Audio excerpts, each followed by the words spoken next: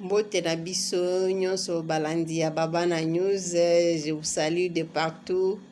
Bonjour, bonjour à tous et à toutes partout où vous nous suivez. Merci d'être nombreuses à nous suivre encore ces jours. Nous revenons vers vous avec un nouveau thème. Aujourd'hui, nous allons parler de la jeune fille prépare ton mariage. Jeune fille prépare ton mariage. Quand nous voulons dire jeune fille prépare ton mariage, c'est-à-dire le mariage c'est un parcours, le mariage c'est un voyage.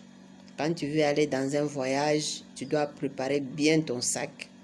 Tu vas vérifier est-ce que dans mon sac, qu'est-ce qui manque. Tu vas mettre ta brosse à dents, tu vas mettre un gobelet, tu vas mettre une bouteille, tu vas mettre tes habits, les habits, des robes de nuit, les habits de sortie, tu vas préparer ton drap, tu vas préparer, c'est-à-dire c'est toute une kit complet qui va t'aider à bien survivre dans ton parcours, partout où tu veux aller.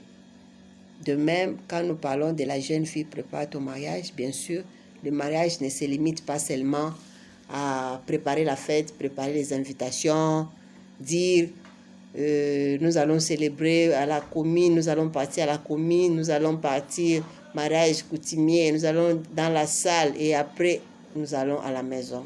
Maintenant, à la maison où tu vas aller, es-tu prête? Es-tu prête?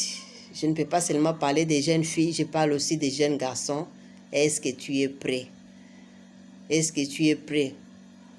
Parce que quand nos mamans se sont mariées, nos grands-parents se sont mariés, on préparait les hommes à construire la case. On demandait à l'homme de construire la case, savoir comment construire sa case pour abriter sa famille. On amenait les jeunes garçons en brousse, leur préparer à être hommes. Les jeunes filles, même, on les mettait à côté des grands-mamans pour les aider à comment tenir sa maison, comment être une femme complète. Ça, c'est tout un parcours, c'est toute une préparation. C'est pourquoi aujourd'hui, nous voulons parler de la jeune fille, jeune garçon, prépare ton mariage.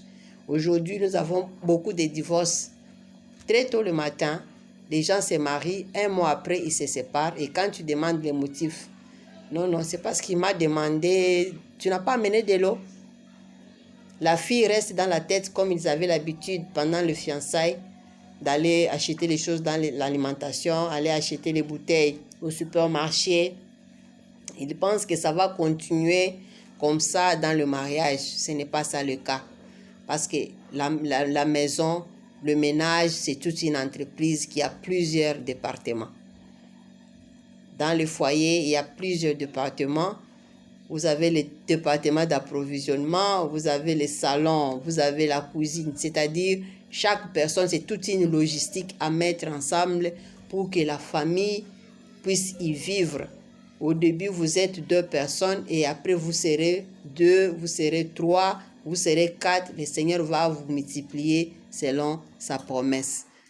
Et maintenant, si tu n'es pas prête et à t'engager dans ce parcours, c'est pourquoi nous voyons il y a beaucoup de divorces très tôt le matin. Les gens se marient et ils se séparent sans motif. Les parents, on ne les voit pas. Et les enfants sont à la merci d'eux-mêmes. Jeune fille, prépare ton mariage. Toute chose, c'est une préparation. On est né pour être marié un jour. C'est la promesse de Dieu. Il n'est pas bon que l'homme soit seul, je lui ferai une aide semblable. Qui trouve une femme trouve le bonheur. Tout ça sont des promesses de Dieu. Et aujourd'hui, nous, en tant qu'humains, en tant que personnes qui voulons s'engager dans ce mariage-là,